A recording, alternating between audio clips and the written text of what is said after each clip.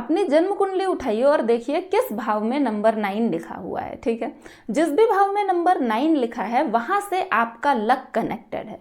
जो भी चीजें उस भाव से रिलेटेड हैं उन चीजों को आपको करना है, ये कहीं ना कहीं आपके लक को एक्टिवेट करेंगी, आपको आपके भाग्य का साथ मिलने लगेगा। अभी नंबर 9 और भाग्य का क्या कनेक्शन है? काल पुरुष की जन्म कुंडली जो कि मेष लग्न की होती है उसमें 9th हाउस जो कि भाग्य भाव कहा गया है, धर्म का भाव कहा गया है, वहां पे बनती है धनु राशि। धनु राशि है नंबर 9। ओके, एंड इस भाव के भावपति हैं देवगुरु बृहस्पति। ठीक है, सबकी जन्म कुंडली में किसी और भाव में है, सिंपली आपका भाग्य वहां से कनेक्टेड है। हम जानते हैं मेहनत से सब कुछ मिलता है, 99% हार्ड वर्क है, 1% किस्मत है, लेकिन वो 1% बहुत बार 99 पे भारी पड़ता है। कई जन्म कुंडलियों में बहुत सारे राजयोग होते हैं, बड़े बड़े राजयोग होते हैं, लेकिन ये रेयर हैं, बहुत ज्यादा देखने के लिए नहीं मिलते। छोटे मोटे राजयोग होते हैं, कई बार लोग उनका सुख ही नहीं ले पाते क्योंकि उस राजयोग के सिवा बिगड़ी हुई कंडीशंस किसी व्यक्ति की जन्म कुंडली में ज्यादा होती हैं। किसी व्यक्ति की जन्म कुंडली में भाग्य भाव का स्वामी भाग्य भाव में ही है, लेकिन देवगुरु बृहस्पति की स्थिति अच्छी नहीं है जो कि काल पुरुष की जन्म कुंडली में भाग्य भाव के भावपति हैं। सो उस इंसान को अपने भाग्य का 100% साथ तो नहीं मिलेगा। कई बार आपने देखा होगा कि एक इंसान का भाग्य भाव मजबूत है, भाग्य भाव का स्वामी भाग्येश वही भाग्य भाव में ही है, लेकिन फिर भी देवगुरु बृहस्पति की स्थिति बिगड़ी हुई है, तो उस इंसान को जो रिजल्ट मिलना चाहिए, जिस तरह से उसे तरक्की करनी चाहिए, वो उतना कुछ नहीं कर पा रहा। अगर वो किसी एस्ट्रोलॉजर से मिलता है तो एस्ट्रोलॉजर से जरूर उसे देवगुरु बृहस्पति के कुछ ना कुछ उपाय बताते हैं, एंड ये बात बहुत कॉमन है। अगर आप परेशान हैं, आपके बनते हुए काम रुक जाते हैं, आप चीजों में सफल नहीं हो पाते, आप कोई चीज शुरू करते हैं उसी वक्त परेशानी आ जाती है, सिंपली आपका भाग्य आपका साथ नहीं दे रहा। एंड जब भी भाग्य की बात आती है तो किसी भी व्यक्ति की जन्म कुंडली हो, कोई भी लग्न हो, कुछ भी चीजें हो, वहां पे कुछ उपाय ऐसे जरूर कराए जाते हैं जिससे देवगुरु बृहस्पति को बल मिल सके और उसका भाग्य भाव, उसकी धनु राशि और ज्यादा एक्टिवेट हो सके। Hello everyone, my name is Reshu Singh and I am here to share some facts of numerology and astrology with you all. तो चलिए शुरू करते हैं। आज हम नंबर 9 धनु राशि की और भाग्य की बात कर रहे हैं। अभी देखिए, जरूरी नहीं है कि आपकी जो धनु राशि है वो भाग्य भाव में ही बन रही हो, 9th में बन रही हो।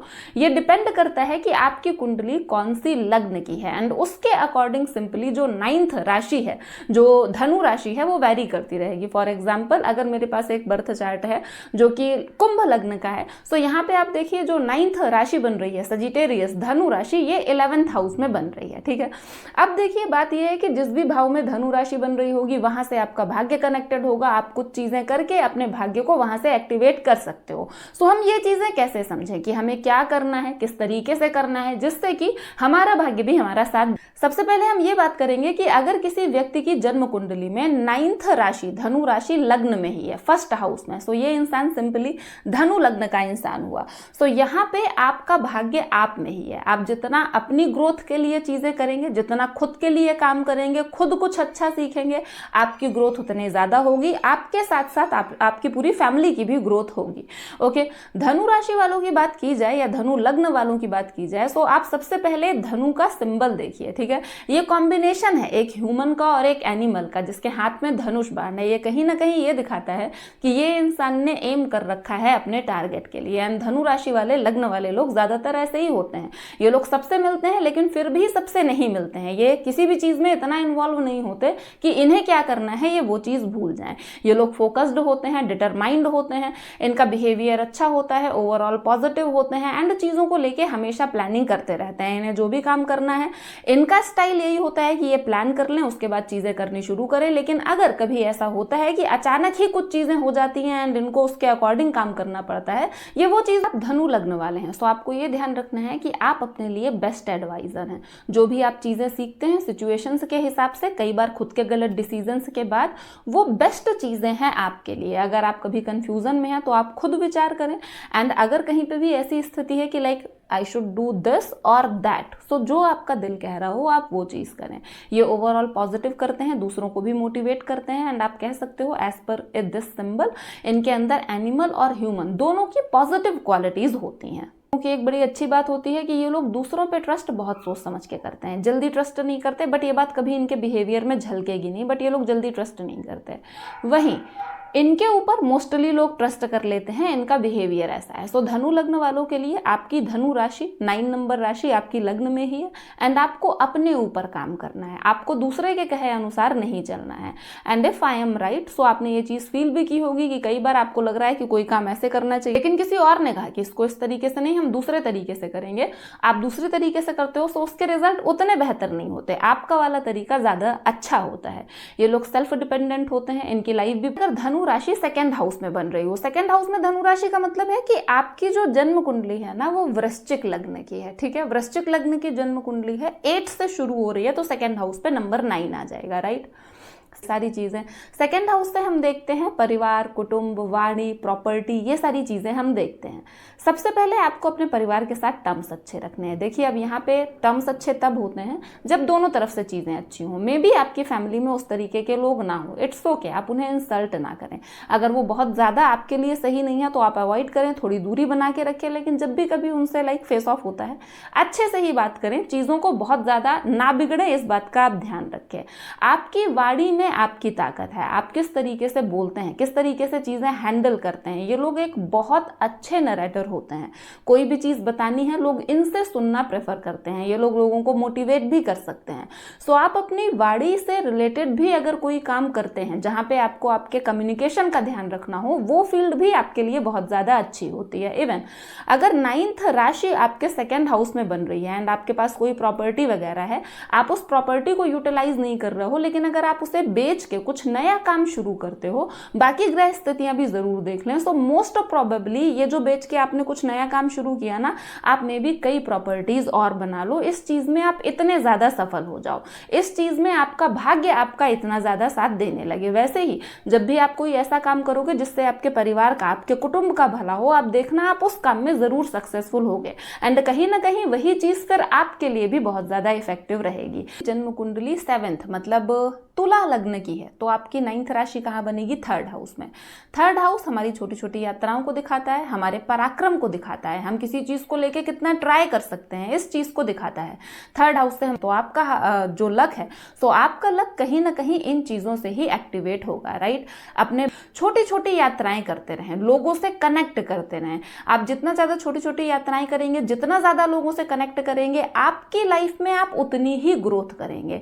डिसीजन लें, आगे बढ़ने का ट्राई करें, एफर्ट डालें, कभी भी डर के पीछे ना हटें, कभी भी ये ना सोचें कि आगे क्या होगा, आई डोंट नो, या मैं ये नहीं कर सकता या कर सकती, उसके लिए डर के अपना कदम पीछे ना हटाएं। और कभी भी चीज आपके सामने आप जानते हैं इसके लिए सिर्फ आपको लग के मेहनत करनी है, सो आलसी ना बने, अदरवाइज वो चीज आपके हाथ से चली जाएगी। आप जितना ज्यादा खुद के लिए दूसरों पे डिपेंडेंट होते रहोगे, आपका लक आपसे उतना दूर जाता रहेगा। जितना ज्यादा आप खुद आगे आके डिसीजन लोगे, खुद काम करोगे, आपके लिए उतनी बेटर चीजें रहेंगी, उतना ज्यादा अच्छा रहेगा। अब हम नेक्स्ट देखेंगे।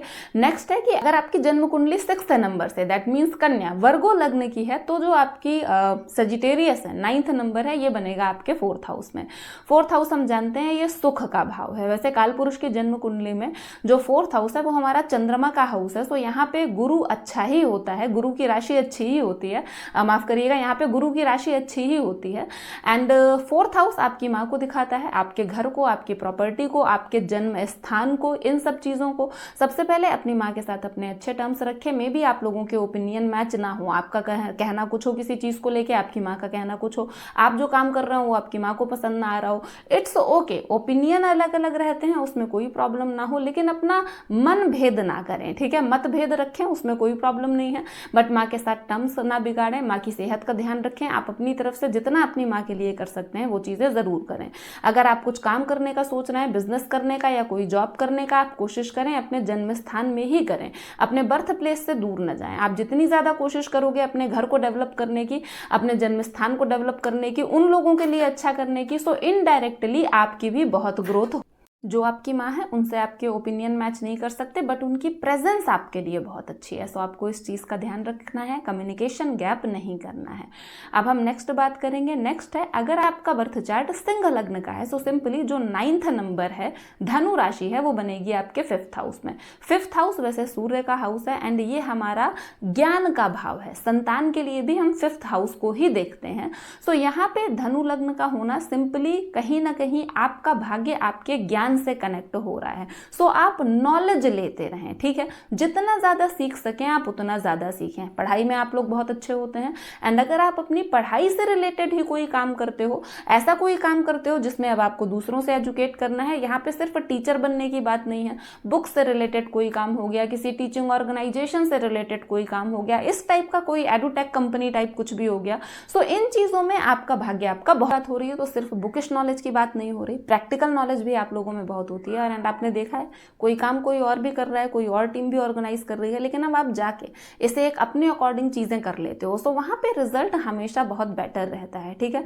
आपको ध्यान इस चीज़ का रखना है कि हमेशा सिर्फ एक चीज़ पे डिपेंडेंट ना रहें। ऐसा नहीं है कि आप ये सोचे कि मैं प्रैक्टिकल नॉलेज ही बहुत है, मुझे बुक्स पढ़ने की ज़रूरत नहीं है, या अगर आप बुकिश नॉलेज ले रहे हैं तो आप उसी को व्यवहारिक मान लें, ये चीज़ बिल्कुल ठीक नहीं है। लेकिन आपके भाग्य की चाबी आपके ज्ञान में ही है। आप जितना ज़्यादा एजुकेट होंगे, जितना ज़्यादा कुंडली 4th नंबर से शुरू हो रही होगी, उस टाइम पे जो धनु राशि है वो बनेगी आपके 6th हाउस में। 6th हाउस से रोग रिपु ऋण का विचार किया जाता है, एंड एक्चुअली आपके जो शत्रु हैं वही आपका भाग्य एक्टिवेट करेंगे। यहाँ पे मतलब किसी भी लड़ाई झगड़े से नहीं है, यहाँ पे मतलब है हेल्दी कॉम्पिटिशन से।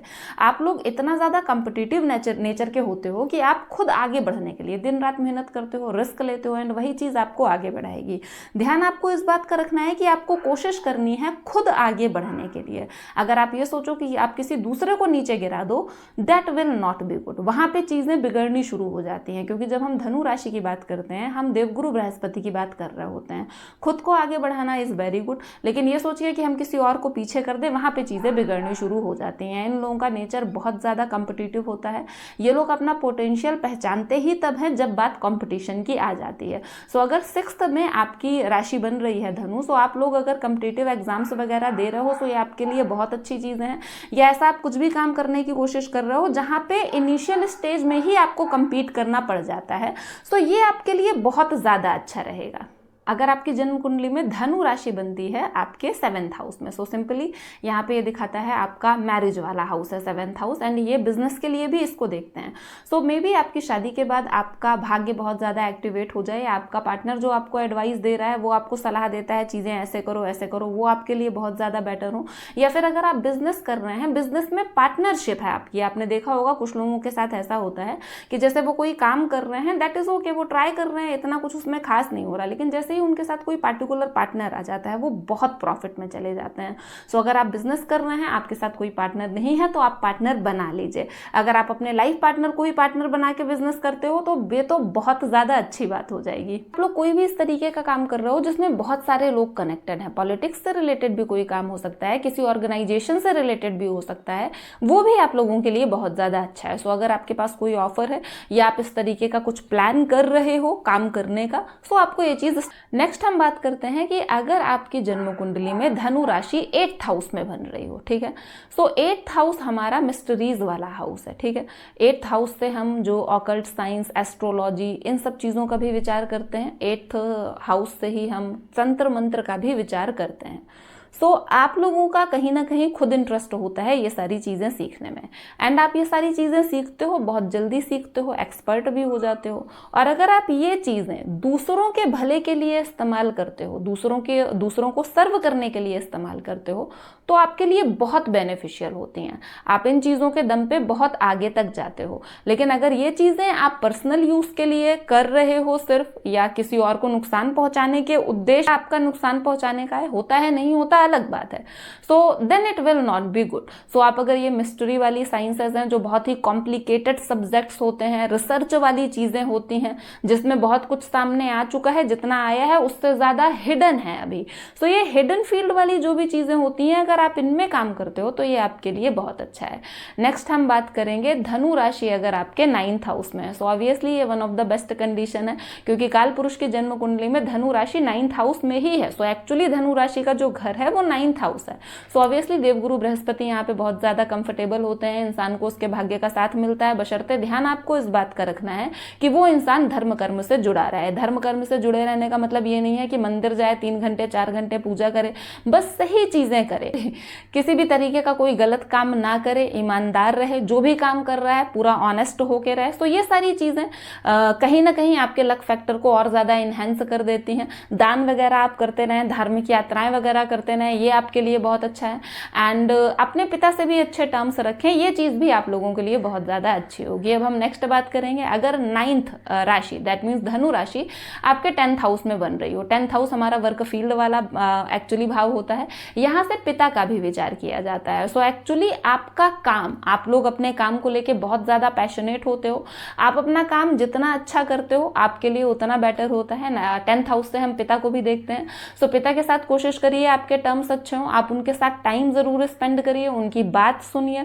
यहाँ पे भी सेम चीज़ जो मैंने माँ वाले जो मैंने 4th हाउस के लिए कही थी कि हो सकता है उनके और आपके ओपिनियन मैच ना कर रहा हो, बट ओपिनियन मैच ना करना इज नॉट द प्रॉब्लम। उनका कुछ तरीका है सोचने का, कुछ एक्सपीरियंस है, आपका कुछ है, आप वही करिए जो आपको ठीक लग रहा है। बट अगर आप अपने पापा की सलाह मानते हो, ठीक है, एंड या जो भी आपके पिता काम कर रहे हैं आप उसी काम को आगे बढ़ाते हो, that will like trigger your luck, ठीक है, आपको आपके लक का साथ बहुत मिलेगा। पापा का साथ देना है, पापा की रिस्पेक्ट करनी है, आप जितना ज़्यादा उनके लिए काम करोगे आपका लक उतना ज़्यादा एक्टिवेट होगा। अब हम नेक्स्ट बात करेंगे, नेक्स्ट है हमारा 11th house. 11th house actually लाभ भाव है, ठीक है। वैसे तो काल पुरुष की जन्म कुंडली में शनि का लाइक घर माना गया है, शनि का घर होता है। अगर यहाँ पे 9th राशि बन रही है तो ये हमारे बड़े भाई बहन हैं, तो आप लोगों को अपने बड़े भाई बहनों के लाइक टच में रहना है, उनकी बात मानते रहना है। एंड जो हमारा 11th हाउस है वो एक्चुअली इनकम को दिखाता है, तो आपको काम करना शुरू कर देना है, ठीक है। आपको वेट नहीं करना कि जब कुछ बहुत बड़ा हो जाएगा, जब बहुत अच्छी चीजें हो जाएंगी मैं तब करना शुरू करूंगा। आप छोटे से ही शुरुआत करो। काम के लिए आपका लक आपके काम पे ही छिपा हुआ है, तो उसके लिए आपको अर्न करना शुरू करना है, ठीक है। आप अर्न करें कि आपको लाभ हो, फिर वहीं आपका लक आपका साथ देना शुरू करे कि वो लाभ डे बाई डे और ज्यादा बढ़ता रहे। इस चीज में 9th नंबर है, तो आपको एक चीज बहुत अच्छे से याद रखनी है, जो हमारे हेल्पर्स होते हैं, हाउस हेल्प हो गए या ड्राइवर्स हो गए या कोई भी ऐसे जो समाज हमारी हेल्प करते हैं एंड फाइनेंशियली वो लोग बहुत ज़्यादा अच्छे नहीं होते, आप लोगों को उन्हें हमेशा रिस्पेक्ट देनी है। आप इस बात का ध्यान रखें कि आप लोग कोई भी ऐसी चीज़ ना करें जिससे उन लोगों का दिल दुखे या उनको आप पैसे कम दें या इस टाइप की चीज़ें। आपको उन्हें फुल रिस्पेक्ट देनी है एंड आपको सिंपली काम करते रहना है और ज़्यादा ग्रो करने के लिए। अब हम नेक्स्ट बात करेंगे, नेक्स्ट है 9th जो राशि है धनु राशि, जब वो 12th हाउस में बन रही हो। तो देखिए 12th हाउस वैसे भी गुरु वाला ही घर है, क्योंकि 12th मीन राशि होती है, वो भी गुरु की ही राशि है। सो 9th जब वहां पे बन रहा होता है तो आप याद रखिए कि आप जो भी खर्च कर रहे हैं, खर्च आपके चलेंगे, इसमें कोई शक नहीं है, लेकिन कितने बेहतर तरीके से चलते हैं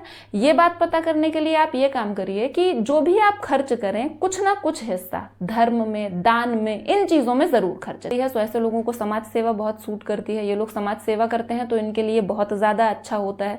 एंड अगर ये लोग कोई काम करते हैं जिसमें विदेश का इन्वॉल्वमेंट हो जाए, विदेश जाकर कुछ काम करना है, वहाँ के किसी प्रोडक्ट को मार्केट में लाना है, यहाँ के मार्केट के किसी प्रोडक्ट को वहाँ भेजना है, इस तरह की चीज़ें आप लोगों को बहुत ज़्यादा सूट करती हैं, आपके लक को बहुत ट्रिगर करती हैं, आपके लिए एक्टिवेट होता है।